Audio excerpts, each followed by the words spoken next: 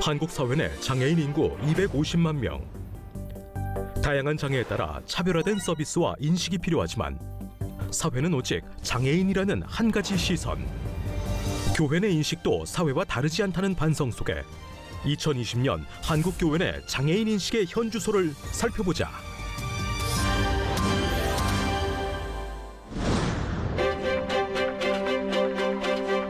여러분 안녕하십니까? 인류 역사와 더불어 장애인은 어느 시대, 어느 곳에나 존재해 왔습니다.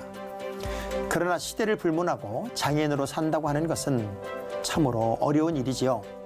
시대가 좋아져도 삶의 질이 아무리 나아진다 할지라도 이것은 영원히 변하지 않는 아픔일 수 있을 것입니다. 2020년 우리는 다시 장애인의 삶을 이야기하려고 합니다. 적어도 한국교인의 인식만큼은 조금 더 나아져야 되지 않을까 하는 바람이 있기 때문에 그렇습니다. 오늘은 이 주제로 이야기를 나눠보겠습니다. 미랄복지재단 정형석 상임대표,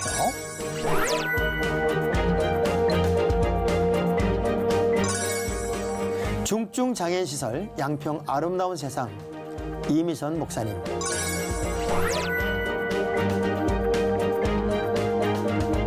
이렇게 두 분을 모셨습니다. 안녕하세요. 네, 안녕하세요. 네, 반갑습니다. 안녕하십니까. 특별한 사역을 하는 두 분을 이렇게 모시고 나니까 제가 왠지 두 어깨에 힘이 팍 가는 그런 행복감을 느낍니다. 왜냐하면 귀한 사역을 하시는 분들이기 때문에 그런 것 같아요. 근데 이제 실제로 많은 분들이 제가 소개를 해드렸는데 미랄복지재단이 이제 어떤 일을 하는지 네. 또 우리 장애인 시설은 어떤 일을 하는지 잘 모르니까 이제 두 분들이 좀 자기 사역을 좀 소개하면서 오늘 이야기 좀 풀어갔으면 좋겠어요. 우리 그 미랄복지재단 정형섭 상임대표님, 미랄복지재단은 주로 어떤 일을 하는지요? 예, 네. 미랄복지단은 이제 장애인 복지 기관이고요. 네. 대표적인 사업이 미랄학교라 그래가지고 많이 들어봤어요. 저도. 그 자폐성 장애인들의 특수학교 운영하고 있고요.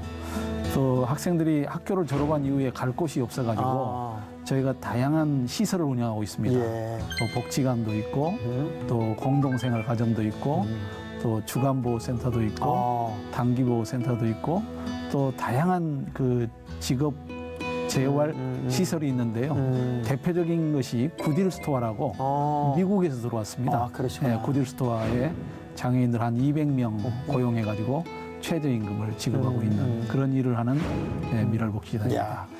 큰 일, 정말 많은 일을 하는 특별한 우리 대표님 모셨고요. 우리 중증장애인 시설, 우리 양평의 아름다운 세상을 대표하는 우리 이미선 목사님은 제가 그 시설을 잠깐 방문한 적이 있는데 와 대단했거든요. 목사님 실제적으로 하는 사역을 좀 쭉 잠깐 얘기하시면 좋을 것 같아요. 네. 저희는 장애가 심한 장애인들끼리 모여서 사는 생활시설입니다. 그래요? 네. 그럼 그 시작은 언제부터 했어요? 시설로 정식으로 시작한 거는 2000년부터 했고요. 그 전부터 이제 장애인과 같이 사는 그런 생활을 했지요. 그러니까 이제 우리 목사님은 애초부터 그런 중증 장애인들과 함께 사는 사역을 시작하다가 이게 커진 건가요, 그러면요? 처음에 제가 신앙생활을 시작할 때 그때 교회를 갔는데 담임 목사님이 장애인이셨어요. 그래서 외향 쪽으로 바로 알아볼 수 있도록 강직성 척추염이라고 하는 질병으로 인해서 굳어있는 그 목이 굳어 있어서 우리는 옆을 보려면 그냥 목만 돌리면 되잖아요. 네. 그분은 온몸을 이렇게 돌려야 하는 그런 장애를 입고 계시는 분이셨어요. 네. 그래서 신앙생활 시작하면서 바로 이제 가까이서 이제 말씀을 듣고 또 신앙을 지도받는 그런 삶을 살았기 때문에 너무나도 뭐 자연스럽게 이런. 그러니까 장애인 목사님이 장애인 사역을 할 수 있는 사명을 아주 가슴에 팍팍 심어줘서 이제 자연스럽게 그 일을 시작하게 됐다. 이제 그게 하나의 계기였네요. 동기가. 그렇죠. 예. 복음을 깨닫게 해주신 분이 장애인 목사님이셨죠. 그랬군요. 자, 그럼 미랄복지재단 이 사역을 하게 된 계기는 어떤 계기 때문에 시작한 저는 이제 그 40년 전에 제가 이제 신학교 다닐 때 제 동기 중에 네. 중도 실명자가 있었습니다. 중도 실명자. 그분이 바로 지금 총신대학 총장이신 이재서 목사님이신데 그러시군요. 그분하고 저하고 총신대학 동기였어요. 네. 그래서 이제 자연스럽게 그분이 이제 장애인 선교한다 그러니까 제가 한국미랄 선교단에 헌신해서 같이 일하다가 장애인 선교의 이름으로 활동을 하는 과정에서 이제 장애인 선교는 복지를 무시할 수가 없거든요. 그렇죠. 예. 다양한 복지 사업을 해야 되는데 선교단 이름으로 일하는 데는 한계가 있더라고요. 그래서 이제 27년 전에 미랄복지재단을 모금을 통해 가지고 그러면은 설립을 했습니다. 실제로 대표님이 다 네. 시작부터 하신 거군요. 그러니까 이재서 박사가 먼저 시작했고요. 네. 조금 지나서 제가 참여를 거의 했고, 뭐 개척자시네요. 그렇습니다. 미랄복지단은 제가 이제 설립해가지고 지금 일하고 있습니다. 결국 여기 아름다운 세상도 목사님이 이제 설립자고, 그렇죠, 만들고 두 분 다 이제 거의 네. 교회로 따지면 개척한 개척한 분들이 여기 왔기 때문에 오늘 아주 이야기가 좀 더 실감이 될 것 같고요. 또 실제적으로 이 시청하시는 분들한테는 도움이 꽤나 될 것 같다는 생각이 들면서 흥분이 됩니다. 흥분이 되고 실제적으로 이제 장애는 등급도 있고 종류가 있잖아요. 예, 장애라고 말할 때 그 장애의 어떤 등급을 어떻게 나눠요? 작년까지만 해도 예. 이제 장애인에게 등급을 매겼죠. 아, 그랬어요? 1등급부터 6등급. 그래서 1등급부터 3등급까지는 좀 중증 장애인이고 예를 들면 4등급부터 6등급까지는 이제 경증 장애인이다. 이렇게 많이 이제 분류를 했는데 우리 장애인들이 아니 사람에게 무슨 등급을 매기냐. 그렇지, 우리 뭐 그렇지. 소도 아니고 우리가 사람인데 그렇게 이제 이야기를 해서 작년에 이제 바꿨죠. 아, 바뀐 게 작년에 바뀐 거예요? 네, 작년에 바뀌었는데 바뀌면서 이제 중증, 경증 이렇게 말하는 것보다는 장애가 심한 사람, 장애가 심하지 않는 사람 이렇게 그렇게 지금 주로 그렇게 사용하고 있습니다. 우리가 크든 작든 장애인으로 산다고 하는 것은 불편하고 또 아프고 힘든 일이어서 우리가 동일한 마음으로 이제 사랑을 줬으면 좋겠다는 의미에서 이제 이름도 그렇게 이제 등급을 없앴네.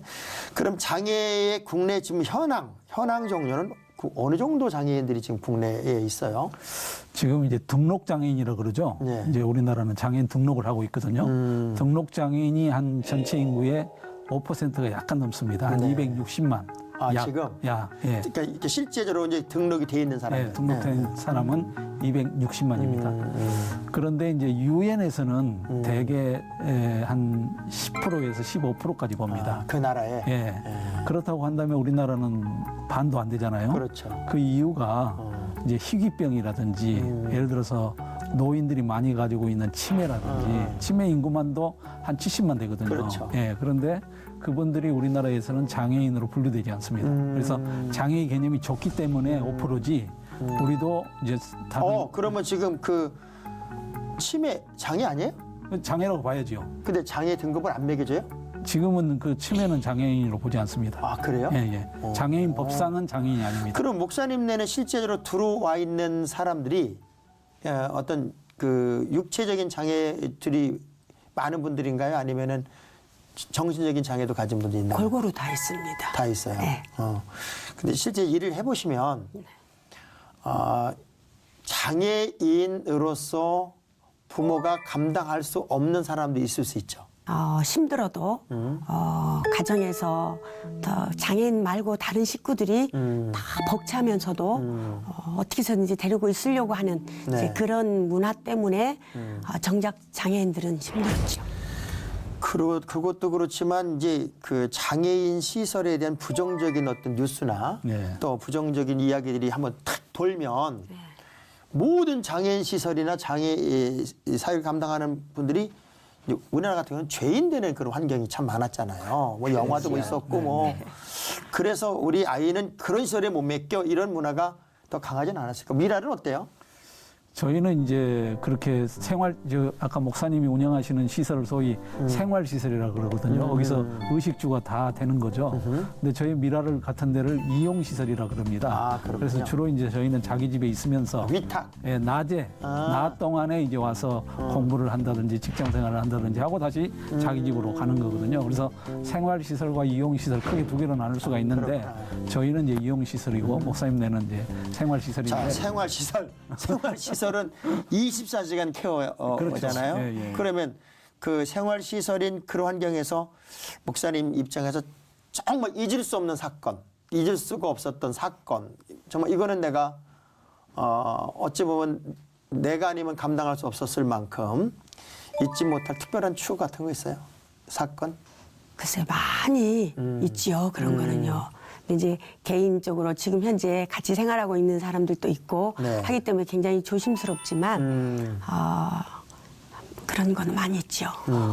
제가 한번 네. 말씀을 드리겠습니다. 이제 생활 시설이 이제 필요하냐, 필요하지 않냐, 또 뭐 심지어는 탈시설이라 그래가지고 이제는 생활 시설을 없애야 된다, 뭐 그런 주장도 있습니다만은. 예, 그런데 이제 저는 현장에 있다 보니까 네. 많은 사례를 접하거든요. 예, 근데 신문에 보도됐으니까 제가 그냥 사례를 말씀드리겠습니다. 어떤 어머니가 이제 발달장애 아이를 키우고 있었습니다. 네. 아이는 특수학교를 다녔지요. 근데 아이한테는 공격성이 굉장히 심해요. 어머니도 막 때리고, 그런데 아주 그 운동선수처럼 아주 공격을 힘이 하면 세고. 예, 힘도 세고 공격을 하면 거의 뭐 죽일 정도로 물어뜯고 아주 난리가 나죠. 어머니가 이제 혼자서 이 아이를 돌보는데 도저히 감당을 할 수가 없어요. 그래서 여러 차례 이 아이를 죄송하지만 내가 도저히 같이 살 수가 없다. 너무 힘들어서 내가 죽겠다. 그러니까 이 아이를 생활시설에 좀 보내달라. 예. 그래서 제가 이제 주선을 해가지고 충청도에 있던 어떤 시설에 보냈어요. 네. 하루 지났는데 쫓겨났어요. 왜냐하면 또 거기 가서도 난동을 난동을 부린 거죠. 그래 거기서 도저히 이 아이 때문에 선생님 4명이 제어를 하려고 해도 안 되더라. 그러면 다른 아이들을 돌보는데 피해가 가기 때문에 더 이상 이 아이를 돌볼 수 없다 그래가지고 다시 집으로 돌아왔어요.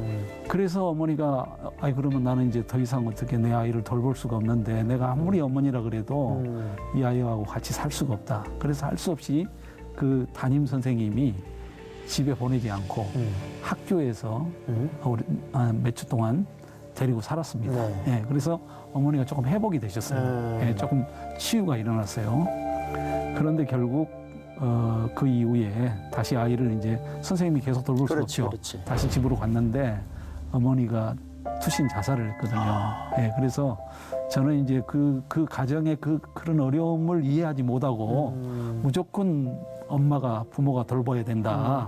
이렇게 하는 거는 저는 문제가 있다고 봅니다. 지금 그 목사님 우리 대표님 말씀을 이렇게 들으면서 제가 사실 우리 그 목사님 있는 그 시설을 좀 가봤어요. 네, 네. 가서 거기에 있는 분들을 뵀어요. 네. 하나하나 면면을 보면서 집에서 케어가 안 되겠다는 생각이 네, 들었어요. 네. 그런데 정말 내 부모가 못하는 그 사랑, 그 섬김을 하고 있더란 네, 말이에요. 네, 그렇습니다. 그래서 야, 이건 정말 특별한 시설이 아니라 하나님이 낸 선물 같은 시설인데 그런 생각을 했는데 네, 네. 우리 목사님도 그런 상황들을 많이 겪었죠? 그럼요. 어떻게 넘었어요? 그때마다 또 넘어갈 수 있는 은혜를 주셨어요. 그런 상황들이 점점 더 장애인들에게 더 가까이 갈 수 있고 또 알아갈 수 있는 많은 경험들이 쌓여졌기 때문에 많은 분들은 그렇게 힘든 일을 어떻게 하느냐라고 하는데 사실은 그때마다 되어져 갈 수 있는 상황을 하나님께서 열어주셨어요. 그래서 제가 했다라고 말할 수가 없지요. 근데 이렇게 말하면 또 사람들 추상적이라고 그런단 말이야. 이게 우리 이제 목회자 세미나를 가면은 네. 목사님들 뭘 하나 건져오고 싶어 가잖아요. 네. 근데 하나님이 다 하셨습니다. 그러면 그때부터 할 말이 없어지는 거야. 그래서 이제 좀 있으면 구체적인 얘기 좀 해주시고요. 네. 사실 장애인 그러면은 제일 힘든 사람이 뭐 이제 선천적인 장애도 장애지만 중도 장애. 네. 중도 장애가 참 고통스러울 것 같아요. 왜냐하면 태어나면서부터 훈련이 되어 있지 않기 때문에 중도 장애는 어떻게 훈련을 시켜야 돼요? 그러니까 이제 주로 이제 산업재해라든지 또 교통사고라든지 이런 문제로 이제 중도의 장애를 입으신 분들이 좀 있습니다. 네. 예를 들어서 산업재해하고 아마 교통사고로만 1년에 한 5만 명 정도의 장애인이 발생된다 이렇게 내가 들었는데요. 이제 결국 이제 치료가 끝난 다음에는 결국 재활 훈련을 해야 됩니다. 그렇죠. 예. 근데 그 재활 훈련은 여러 가지가 있는데 첫째는 의료 재활이라 그래가지고 이제 물리치료도 해야 되고 또 이제 뭐 다리가 잘렸다든지 그러면 보장구도 끼야 되고 아니면 휠체어를 타고 그러면 휠체어를 타고 움직일 수 있는 그런 걸 그러니까 안 보호해서 살아본 삶을 살아야 되니까 그렇죠. 너무 이제 고통스러워. 그러니까 그래서 이제 그 장애를 적응하는 과정에서 굉장히 힘들죠. 그리고 이제 궁극적으로는 직업재활까지 해가지고 그렇죠. 직장 생활까지 복귀할 수 있으면 가장 이제 성공적인 재활이라고 할 수 있는데 그 과정에서 이제 중도에 탈락하시는 분들도 계시고 그렇겠죠. 예. 예. 잘 극복해서 많이 힘들고 어려울 것 같아요. 그런 네, 분들이 네, 더 네. 힘들고 어렵고 네. 자기 싸움에서 이겨야 되니까. 네, 네. 근데 제가 이제 어느 그 장애인 훈련 기관에 갔다가 빵 만드는 아이를 봤어요. 네, 근데 빵 만드는 아이를 봤는데 그 아이를 그렇게 빵을 만들도록 가르쳐 준 그 목사님이 이렇게 얘기를 하더라고요. 저 아이가 저 하나의 빵을 만드는데 끝없이 재료를 만들고 재료를 넣고 그 빵을 만드는데 21년이 걸렸습니다. 그러더라고요. 예. 자, 목사님. 중증 장애인이든 어떤 장애를 가지고 있는 사람들이 훈련이 되면 계속 훈련이 되고 계속 학습이 되면 분명히 나아집니까? 네. 나아져요? 네. 예, 어느 정도까지 나아져요? 얼마만큼 나아지는 걸 봤어요? 나아지는 부분은. 저희 같은 경우에는 이제 중증 장애인이었기 때문에 수술할 수 있는 일들은 없잖아요. 네. 장애인 식구들이. 그러나 우리가 같이 함께 사는 공동체이기 때문에 다 같이 움직이지 않으면 안 되잖아요. 잘 때도 다 같이 자야 되고 일어날 때도 같은 시간에 다 같이 일어나야 되고 밥을 먹을 때도 다 같이 먹어야 되고 네. 그러잖아요. 그런 일상생활을 통해서 처음에는 적응을 못해요. 제일 먼저 씻는 것을 다 안 하려고 그래요. 가정에서 그렇게 씻어주지를 않았는지 우리 집에 오면 제일 먼저 씻는 거를 적응을 잘 못하더라고요. 그리고 아침에 일어나는 시간 더 자고 싶어서 또 저녁에 자는 시간도 더 있다 자고 싶은데 소등을 자라 하고 그런다고. 자야 되니까 그런 적응을 참 힘들었는데 뭐 보통 그런 적응은 한두 달 되면 저절로 적응이 되고요. 그 훈련이 된다는 얘기네요. 됩니다. 훈련이 되고.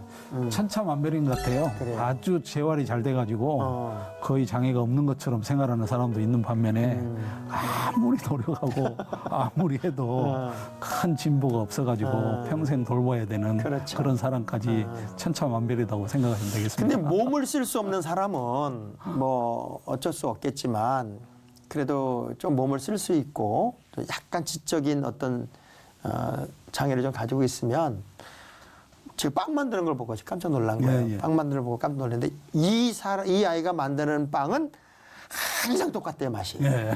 왜냐하면 그거밖에 모르니까. 그래서 빵 맛이 이 최고의 맛을 내는데 21년 걸렸고 요 빵이 제일 인기가 있다는 거예요. 왜? 항상 같은 맛을 내니까. 예. 재료도 같이 넣고 뭐 다 모양 같이 만드니까. 그래서 그 훈련이 가능하겠다는 생각이 들었고 그 과거에 비해서 어찌됐건 우리나라 사람들도 우리 뭐 미국 같은 데 가면 장애인 천국이다 그런 얘기 참 그렇죠. 많이 했잖아요. 근데 우리나라의 현 주소는 좀 어떤 것 같아요? 이제 목사님은 실제적으로 이제 장애인을 데리고 살고 또 그 장애인이 지금 몇 년 하셨어요? 시설로는 20년이 넘었죠. 20년이 넘다 보니까 또 내 손으로 천국으로 보낸 친구들도 많이 있을 거 아니에요. 많죠. 예. 이제 그런 과정에서 그 처음 시작부터 지금 어떻게 우리나라의 그 장애인에 대한 어떤 국민 인식이라든가 또 국가가 바라보는 어떤 장애인에 대한 어떤 법적인 환경이라든가 이런 게 좀 나아졌어요? 많이 나아졌죠. 어느 정도 나아진 것 같아요. 처음에는 장애인들을 봐도 피해 다녔어요. 제가 처음에 장애인들을 접하고 이럴 때만 해도 그러나 이제 그 변천사들이 있잖아요. 네. 우리의 그 삶이 사회적으로도 보면 교육적으로도 그렇고 사람들이 인식하는 장애인들에 대한 인식이 지금은 어느 곳에 장애인들하고 같이 가도 먼저 그들이 알아봐주고 또 배려해주고 하는 게 많이 제가 봤을 때 한 70% 정도는 장애인들에 대한 아주 자연스러운 그런 환경이 됐고 네. 저는 이제 궁금했던 게 뭐 어느 동네에 네. 장애인 시설이 들어온다 그러면은 네. 막 대먹은 난리가 났었잖아요. 뭐 그 학교는 괜찮았어요, 질 때? 아이 난리 났죠. 난리 났었죠? 저희는 정말 난리가 나가지고요. 그렇죠. 저희는 법적 소송으로 저희가 승소해가지고 그래서 지었습니다. 그러니까 지금도 그런 환경에 예. 지금도 그 장애인 시설이 있는 학교를 진다면 지금도 반대할까요? 이제 조금 극복 중에 있다고 생각합니다. 지금도 반대하는 분도 있고 찬성하는 분도 있고 그래서 이제 토론을 거쳐서 또 설득을 통해서 이제 겨우 이제 설득할 수 있을 정도까지는 됐다. 제가 보기는. 지금 현재? 네, 제가 보기는. 그러나 그냥 기꺼이 어서 오십시오 이렇게는 안 할 겁니다. 대부분 싫다고. 그게 합니다. 학교 질 때가 몇 년이었죠? 저희가 미랄학교 질 때가 97년에 준공을 했고 96년에 이제 그 건축을 시작했는데 사실은 95년에 저희가 건축허가를 냈는데 건축허가를 안 내주더라고요 구청장이. 하도 데모가 심하니까. 예, 예. 그러니까 이제 결국 구청장이 건축허가를 안 내줘가지고 학교를 지을 수가 없었어요. 근데 하나님이 법을 바꿔주셨어요. 학교의 건축허가권자는 구청장이 아니라 교육감이다 이렇게 건축권자가 바뀌었어요. 그래서 제가 건축허가 받았지요.